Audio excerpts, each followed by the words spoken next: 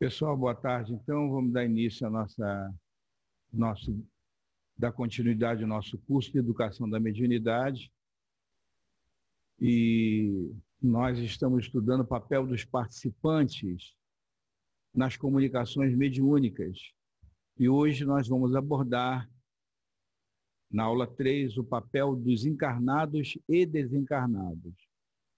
Como nós temos falado, as principais fontes do nosso curso são o Livro dos Médiuns, os livros de André Luiz, de Manuel Filomeno de Miranda e Ivone Pereira, além dessas apostilas da FEB, Programa 1 e 2, Mediunidade, Estudo e Prática. Nosso curso, então, de Educação da Mediunidade. Bom, quais são os participantes, encarnados e desencarnados? A equipe mediúnica, o dirigente e substituto, os médiuns esclarecedores, os médiuns ostensivos e a equipe de apoio. Na verdade, a equipe mediúnica compreende os dirigentes, o dirigente, o substituto, os médiuns esclarecedores e os médiuns ostensivos. A equipe de apoio, quem são os de apoio? São os passistas, também chamados médiuns de sustentação, que dão ali apoio magnético, mental, à reunião mediúnica. Então, a gente tem que entender que num grupo espírita e numa reunião mediúnica, todos são de igual importância. Eu não tenho a mediunidade ostensiva, então não estou sendo útil, não posso participar da reunião, eu não tenho a habilidade de um esclarecedor, então não posso participar da reunião. Isso não é verdade. Então, aqui nós temos uma gravura mostrando uma reunião mediúnica. Aqui está o dirigente e o substituto, e também os médiuns, né? Provavelmente aqui estão sentados à mesa, os médiuns psicofônicos ou psicógrafos. E atrás, numa outra fileira, nós vemos os médiuns passistas ou de sustentação. E aqui todos estão depreendendo que nós estamos vendo os espíritos, o guia espiritual do grupo, não é? E também os espíritos que ajudam a cada um dos médiuns, os guias de cada um dos médiuns. Então, o dirigente. Qual a característica do dirigente? Ele tem que ter uma liderança sobre a equipe, uma autoridade, né? Uma liderança não só de conhecimento, mas também de firmeza, de habilidade, autoridade para a disciplina e a harmonização. O que é liderar? Liderar é coordenar os esforços e não impor condições. Então, não é uma coisa ditatorial, mas ele acaba conquistando essa liderança natural com o conhecimento que ele tem, com a experiência que ele tem e com a habilidade que ele tem para lidar com as diferenças, com os conflitos possíveis que ocorram, né? O dirigente da reunião também pode ser esclarecedor. Aqui na nossa casa, nós temos essa característica. O dirigente também esclarece, mas tem grupos que eles só dirigem e delegam o esclarecimento dos espíritos a outros companheiros.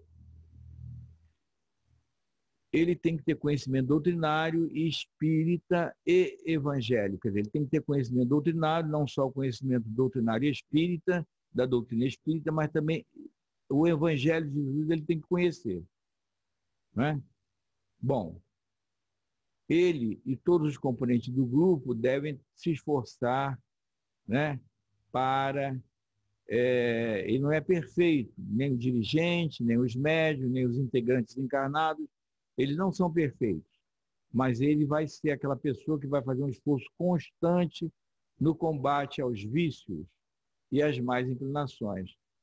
Né? Essa é a pergunta que nós vemos. Reconhece o verdadeiro espírita pelo esforço que faz para dominar suas más inclinações e transformar os seus hábitos, não é? Então, ele tem que procurar estar em sintonia com o plano espiritual. Para isso, ele tem que ter um equilíbrio emocional mínimo e afetivo na condução da reunião. saber administrar conflitos e entender as diferenças individuais dos membros da equipe. Então, tem que ter essa habilidade, tem que ter empatia, né? Tudo isso são condições desejáveis para o dirigente da reunião mediúnica. Autoridade fundamentada no exemplo, né? Então, ele tem que se esforçar por exemplificar, pelas suas atitudes.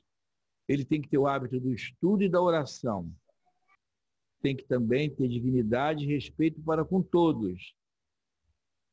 Afeição com todos sem privilégios. Tem que conjugar duas coisas, a brandura e a firmeza. Quer dizer, a bondade e a firmeza. A sinceridade e o entendimento. Ser atencioso, sereno e compreensível. Ser atencioso, sereno e compreensivo no trato com os enfermos encarnados e desencarnados, aliando humildade e energia, tanto quanto respeito e disciplina na consecução das próprias tarefas. Livro Conduta Espírita, capítulo 3, de André Luiz, o livro. Então, tem que ter muita habilidade, não é mesmo?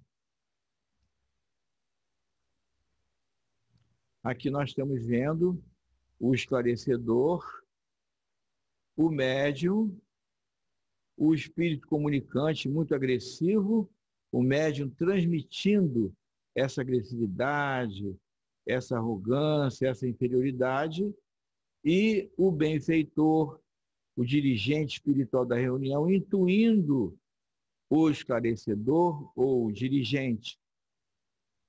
Enquanto isso, os outros médiuns em concentração, aguardando a presença de outros espíritos para serem atendidos. Os médiuns esclarecedores ou dialogadores. Então, nós já vimos, e vamos ver em outros momentos também do nosso treinamento, do nosso curso, que existe essa mudança. Não é? Antigamente chamava-se doutrinador. Com o tempo, nós mudamos esse nome para esclarecedor. E hoje, nós preferimos usar a palavra dialogador. Porque o dialogador, ele tanto ensina quanto aprende, ele dialoga. O esclarecedor ainda dá uma ideia de que a pessoa sabe mais do que o outro. E nós sabemos que num diálogo, num esclarecimento dos espíritos necessitados, nós estamos ensinando e nós estamos aprendendo com eles lições vivas do trabalho mediúnico. São os orientadores da enfermagem ou assistência aos sofredores desencarnados. Esses esclarecedores. Nós podemos chamar eles também de enfermeiros, ou assistentes aos sofredores. Então, o esclarecedor, como o dirigente da reunião, ele tem que ter uma boa formação espírita e evangélica. Ele tem que conhecer a doutrina espírita, tem que conhecer o evangelho. Como é que ele vai evangelizar um espírito se ele não sabe nenhuma parábola, nenhuma passagem do evangelho?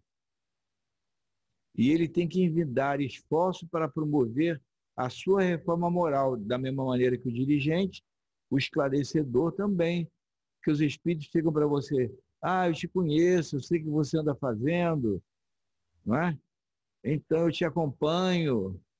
Então, se a gente tem uma atitude em desacordo com a moral cristã, eles estão nos observando, estão nos questionando. Não é? Então, nós não vamos ser perfeitos. É natural que nós tropecemos, é natural que nós até venhamos a ter uma queda. O importante é levantar e caminhar, e se esforçar. Não é? Os médiuns ostensivos, quem são? São os psicógrafos, né? São os psicofônicos, são os videntes, são os audientes, são os diversos tipos de mediunidade que nós conhecemos, a psicografia, a psicofonia, a vidência, a audiência, né? ele também tem que ter conhecimento doutrinário, porque ele vai dar assistência espiritual àquele espírito que está incorporando, né, entre aspas, através dele, está falando. Então, ele tem que ter responsabilidade na tarefa que ele desempenha. O medianeiro, o médium, será sempre responsável direto pela mensagem de que se faz portador. Então, ele tem que mudar os hábitos. Se ele está acostumado a falar palavrões, se ele é agressivo, ele vai... O espírito, ao se comunicar, é capaz de escapulir um palavrão. Então, ele é responsável, ele tem que filtrar, não é? Até o espírito pode estar falando até alguma coisa mais íntima do esclarecedor. O esclarecedor tem que tomar cuidado para não se perturbar. E o psicofônico, ou o médium de incorporação, também não falar tudo aquilo que o espírito, a ideia que o espírito está passando. Tá certo? Bom, o médium não pode tirar proveito material da sua mediunidade, ele não pode cobrar pelos seus serviços, não é? E, normalmente, as nossas reuniões, né, de uma maneira geral, aqui nos repassos são todas elas privativas. Então, as pessoas, os frequentadores, não têm acesso a essas reuniões. Nós atendemos as pessoas pelo atendimento fraterno. Então, o médium que atende, ele não pode tirar proveito, pedir dinheiro emprestado, pedir um dinheiro, né? Pedir um emprego a quem você tá atendendo. O médium também, todos eles devem recusar o toque da lisonja. Então, tem médiums que têm uma ostensividade maior, então percebe mais, né, o mundo espiritual. Então, às vezes, a pessoa fica muito grata, fica dizendo, que beleza, fica paparicando o médium, cercando o médium. Então, ele deve recusar a lisonja. E também as pessoas em volta tomar cuidado para não ficar paparicando muito, endeusando o médium, que pode levá-lo a perder. O médium vidente, por exemplo, é um dos que mais, é uma das faculdades mais preocupantes, porque ele se equivoca. Nem sempre aquilo que ele está vendo, está achando que está vendo, é uma verdade absoluta. Então ele tem que tomar cuidado para não ser enganado. Não exercer a atividade mediúnica fora da casa espírita. Na casa espírita, nós temos a segurança, nas reuniões mediúnicas, nós temos a segurança da proteção dos benfeitores. Então a gente não pode dar passividade na nossa casa, ficar dando passividade na casa de uma pessoa que a gente vai visitar. Então, o médium tem que se educar, não é mesmo? Nas reuniões mediúnicas também, nós não devemos evocar determinada entidade. E como é o esclarecedor e o dirigente que está conduzindo a reunião, ele não pode chegar assim, vamos chamar aqui o avô da Dona Maria. Não é? Ele não tem que fazer essas evocações. Na verdade, isso não é uma coisa antidoutrinária. Kardec fazia evocação de entidades, mas ele estava estudando a doutrina espírita, ele estava codificando a doutrina espírita. Atualmente, nas reuniões mediúnicas de desobsessão, né, elas são conduzidas pelos amigos espirituais. Então, eles é que designam quais são os espíritos que vão se comunicar. Agora, a reunião mediúnica ela tem a participação não só dos desencarnados, mas dos encarnados também. Então, é natural que na hora do início da reunião, a gente possa fazer uma evocação indireta. Quando a gente pede, olha, eu queria pedir pelo meu filho e tal. Né? Então, a pessoa, eu queria pedir pelo filho da Dona Maria, queria pedir pela mãezinha da Dona Cátia, né, que desencarnou agora recentemente. Então, aquilo não deixa de ser uma evocação indireta. Mas não é assim, não. Eu quero que a Dona Maria se comunique agora, que a mãe da Dona Cátia se comunique nessa reunião. Então, são evocações, induções, que a gente corre o risco de ter problemas de animismo. Então, quando eu faço uma prece pedindo ajuda do Dr. Bezerra de Menezes para a nossa reunião, quando ela começa, é uma evocação direta, que nós estamos pedindo o apoio dele, pedindo a presença da Sheila para nos ajudar, do José Grosso e tanto mais. Mas não é uma evocação assim determinante. Atenção, a ambição, a ausência de autocrítica, falta de perseverança no bem, vaidade, melindres, isso é um caso sério para o médium. O médium, a vaidade, orgulhoso, ambicioso, ele se melinda com a facilidade. Então o esclarecedor chega no final da reunião e comenta assim para ele: olha, eu acho que você hoje, as suas comunicações foram mais anímicas, ou seja, teve uma participação maior sua do que do próprio espírito. Aí o médium vai e se melindra e se afasta da reunião, não é? Às vezes, o dirigente tem que ter assim cuidado para também não expor a pessoa um na frente dos outros, o médium na frente dos outros. Mas é interessante também que os outros observem aquela colocação dele, porque é uma observação rica para os que estão iniciando também, não é? Então o médium deve tirar do seu coração a vaidade e os melindres, que ele pode se perder por causa disso. Quem se propõe a avançar no bem deve esquecer toda a causa de perturbação. O medianeiro carrega consigo os maiores inimigos de si próprio, os seus defeitos, as suas imperfeições.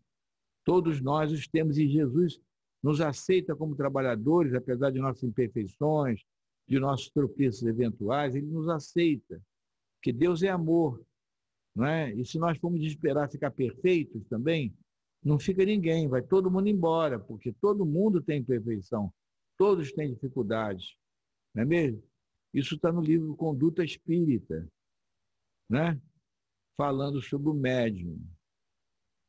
Equipe de apoio, né? São os passistas. Então, quando a comunicação é um pouco difícil, aqueles companheiros que ficam sentados atrás ou em torno da mesa, né? Um pouquinho afastado da mesa onde estão os médicos psicofônicos, eles estão chamados. Após uma comunicação difícil, o médium se sente muito desgastado. E o próprio médium pode pedir ao esclarecedor: eu preciso de um passe. Aí o dirigente, o esclarecedor, chama o passista, ou ele mesmo dá o passe. E daí existe a figura do sustentador, né? Normalmente aqui na casa, nós preparamos os passistas, que são os sustentadores da mesma forma, e são esclarecedores. Nós temos muito poucos passistas. Então, muitos companheiros, eles são preparados também para esclarecer e para sustentar a reunião. Então, essa equipe de apoio, esses passistas, sustentadores, eles colaboram de forma fundamental para o bom andamento da reunião, através da manutenção da corrente mental e fluídica, uma concentração contínua que eles têm, né, para criar uma psicosfera e sustentar. Então, não convém ter uma reunião mediúnica com muitos psicofônicos, e poucos esclarecedores e poucos passistas, porque esses outros que não são extensivos, eles dão equilíbrio à reunião. Doação fluídico-mental favorece a manifestação mediúnica. Então, eles estão ali se doando, então estão ajudando favorecendo a manifestação mediúnica ou prejudicando, se os pensamentos deles são impróprios, inconvenientes. Nós lembramos que as perguntas, né, como nós combinamos, elas vão ser dadas, elas vão ser feitas ao final do curso. Nós vamos fazer a explanação direta. Então, essa equipe de passistas, de sustentadores, eles têm que ter os mesmos cuidados, os mesmos conhecimentos, né? O mesmo esforço de melhoria moral que os psicofônicos, que os psicógrafos, que os esclarecedores e que os dirigentes. Então, todos devem fazer esse esforço. Os componentes encarnados de um grupo são apenas a sua parte visível.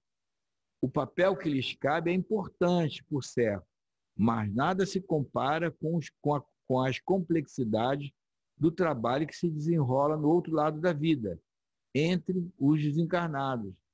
A gente nem vê, mas é uma movimentação, é um trabalho que não tem assim, palavras para descrever.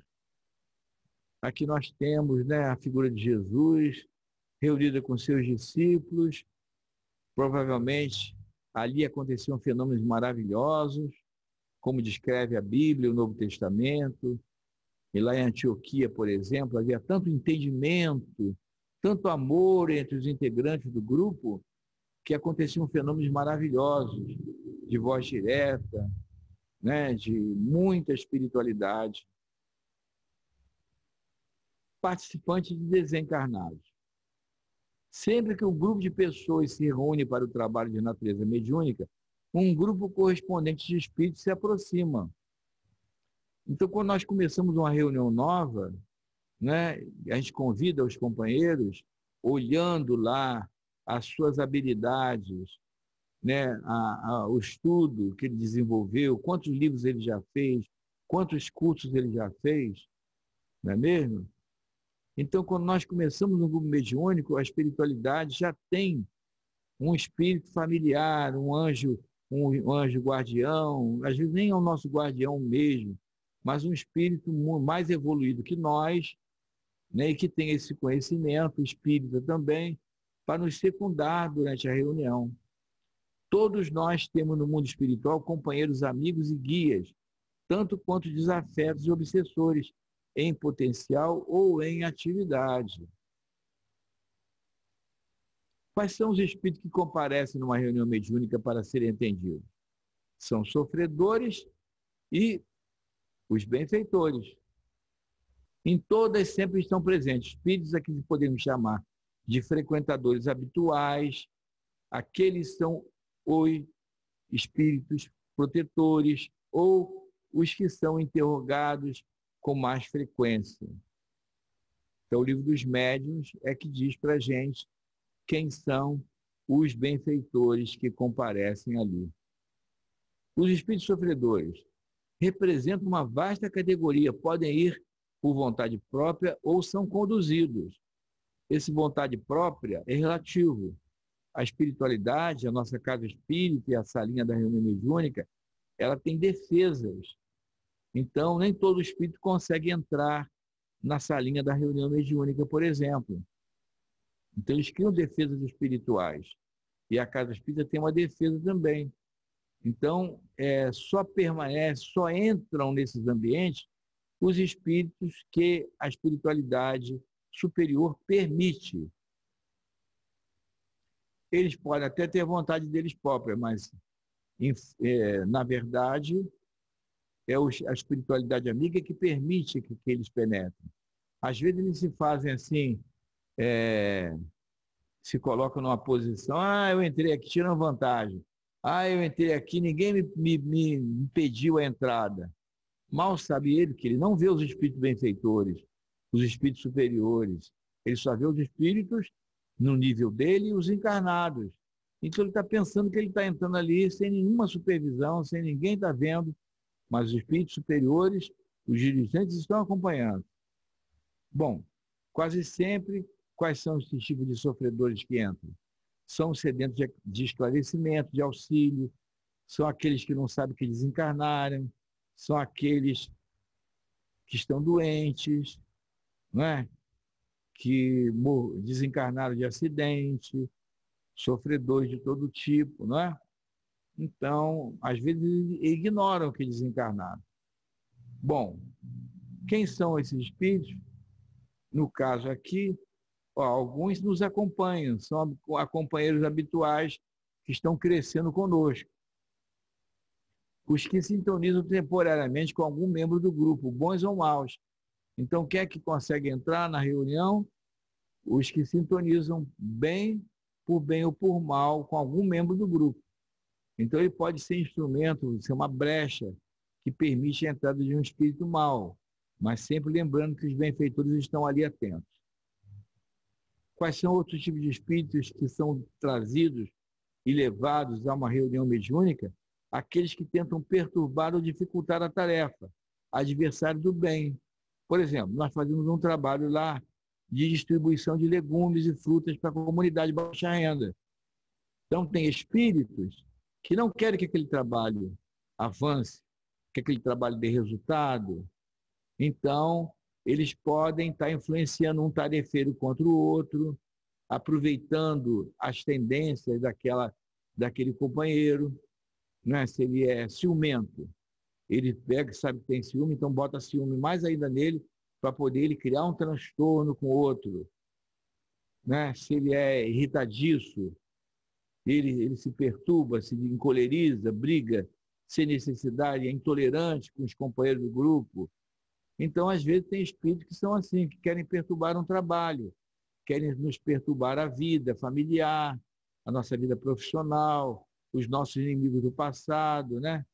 E eles não querem o nosso progresso. Então, eles tentam dificultar, criar um problema para nós. O espírito será aceito na reunião, porque se nela foi permitida a sua presença, é que existe uma ligação espiritual entre nós e ele, um serviço fraterno a ser feito. Então, a espiritualidade permite. São conduzidos pelos benfeitores espirituais, todos necessitados, com perspectiva de melhoria de todos os matizes. Então, os benfeitores trazem aquele espírito que já tem aquela condição de ser esclarecidos, de serem tratados. Uma reunião mediúnica não é feita de improviso. Há todo um planejamento de atividades e de encaminhamento de espíritos sofredores que deverão ser atendidos pelos benfeitores espirituais. Então, eles planejam o espírito que eles vão levar naquele dia. Então, às vezes mas eles aceitam a nossa colaboração. Então, a gente bota o nome de uma pessoa para ser atendida lá no grupo de Zap, de WhatsApp. Eu queria pedir a vocês que nós orássemos hoje pelo meu tio que se suicidou e tal, por exemplo. Ou queria que vocês pedissem, né, por uma pessoa encarnada que está brigando muito, o filho brigando muito com os pais, não sei o quê. Então, nós colocamos lá, né? A espiritualidade, vendo aquilo, elas podem ir na casa daquela família que está dentro de desavença e vendo que tem um espírito que está provocando aquela briga, traz aquela entidade na hora da reunião. A gente está pensando que foi uma improvisação, mas às vezes não foi uma improvisação. É claro que tem casas espíritas que são casas emergenciais, que são casas pronto-socorro. Então, nossa casa é meio assim. Então, a espiritualidade acata um pedido nosso de última hora, não é? Então, há todo um planejamento de atividade, né? Os benfeitores agem com precedência. Vem uma pessoa aqui, por exemplo, assiste uma palestra, faz um atendimento fraterno, a espiritualidade vai, desliga aqueles espíritos que estão perturbando aquela pessoa e eles já fazem, às vezes, a ligação no próprio médium naquele dia. E o médium passa 2, 3 dias sentindo aquele mal-estar, aquele transtorno, né, provisório, e depois ele vem para a reunião mediúnica e aquele espírito, ou aqueles espíritos são atendidos. Então já fazem a ligação com precedência. Espíritos esclarecidos. Então os benfeitores, dirigentes espirituais da reunião, ele tem trabalhadores, tem uma equipe que colabora para a reunião mediúnica. São enormes as responsabilidades desses amigos invisíveis e as qualificações exigidas para as tarefas que desempenham junto a nós são rígidas. Cada grupo tem os seus guias e seus protetores, os protetores que merece. Diálogo com as sombras de Hermínio Miranda é um clássico da doutrina espírita que todo médium deve ler, especialmente os médiuns esclarecedores. É um trabalho silencioso e sereno. Nomes desconhecidos são trazidos, espíritos desconhecidos e benfeitores desconhecidos, eles são muito reservados, Se eles falam, os benfeitores falam com simplicidade, evitam dar ordens, não impõem condições, eles são modestos e humildes, mas com autoridade.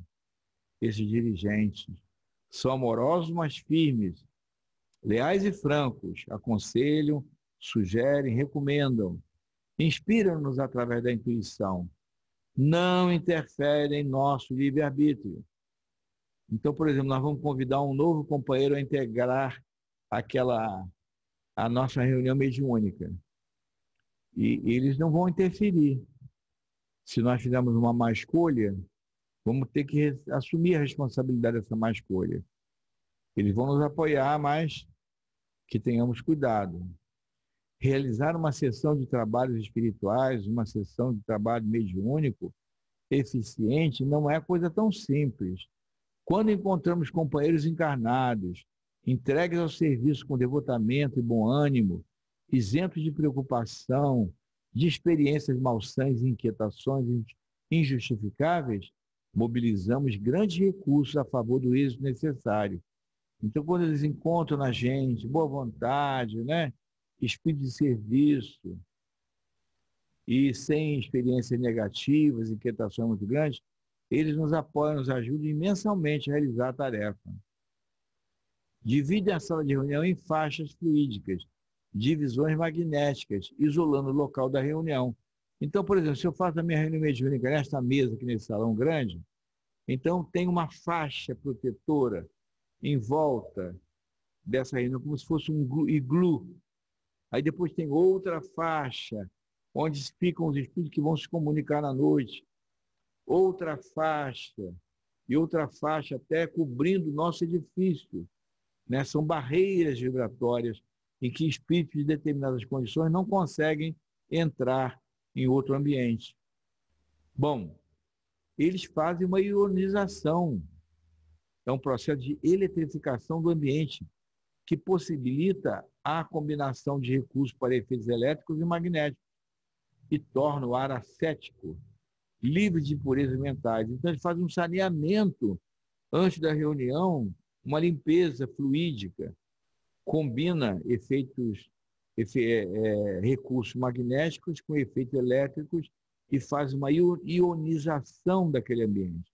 Por isso que é importante que nós também nos preparemos em casa, nos preparemos na hora da reunião e procuremos manter a nossa reunião, o nosso padrão mental da reunião, elevado, superior, para poder os trabalhos se desenvolverem. Quem é o passista? É o técnico de auxílio magnético. Não basta boa vontade, preciso revelar determinadas qualidades de ordem superior e certos conhecimentos especializados. Então, o passista tem que ser uma pessoa que tenha essas condições mínimas. Não basta boa vontade. Preciso manter um padrão de elevação mental contínua, os trabalhadores da casa. A mediunidade colocada a serviço do bem faz-se instrumento dócil às comunicações naturais, enriquecidas de sabedoria, sob a orientação dos guias espirituais que selecionarão aqueles que devem e podem se comunicar, contribuindo para o próprio, como para o progresso moral do médium e dos assistentes, pois que esta é a finalidade elevada do labor mediúnico, e não para atendimento de frivolidades, paixões mesmo, questões sérias, porém inoportunas.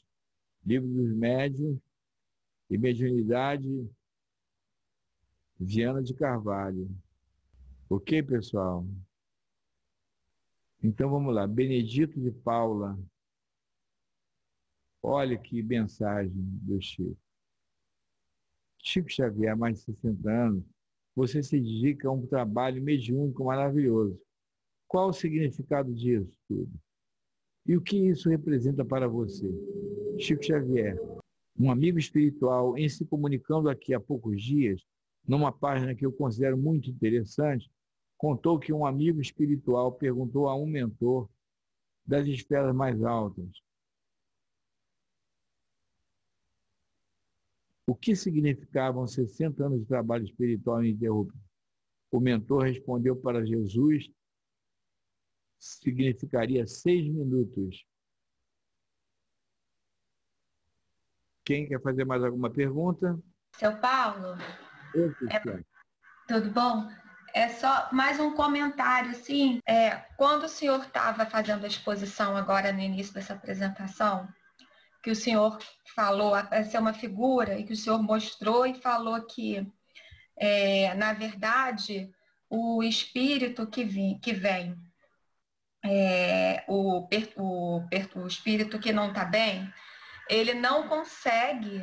Eu não tinha entendido por que, os guias, né, os guias espirituais, fazem o trabalho de auxílio daquele espírito perturbado através dos encarnados.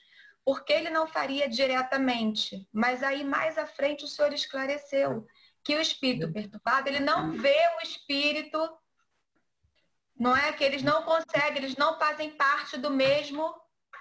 Isso, muito bem. Mas foi muito oportuna a sua lembrança. Então, o que acontece? Um espírito mediano, ele consegue ver os espíritos inferiores, consegue ver os encarnados, mas ele não consegue ver os espíritos superiores, os benfeitores. Entendi. E eles se sentem, nós vamos estudar mais isso.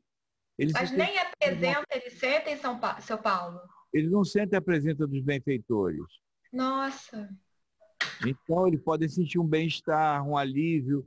Ele está achando que é a gente, que é a nossa prece somente, mas a nossa prece está misturada em prece com eles, né? A nossa oração está impregnada também da intuição daqueles benfeitores, mas eles estão ouvindo a nossa prece articulada, o som da nossa voz, não é? Então, eles não veem os espíritos. Então, os espíritos benfeitores poderiam se esforçar e fazer esse esclarecimento, esse atendimento no mundo espiritual. Mas eles gostam da cooperação do elemento encarnado. É uma oportunidade também para nós aprendermos aquelas lições vivas.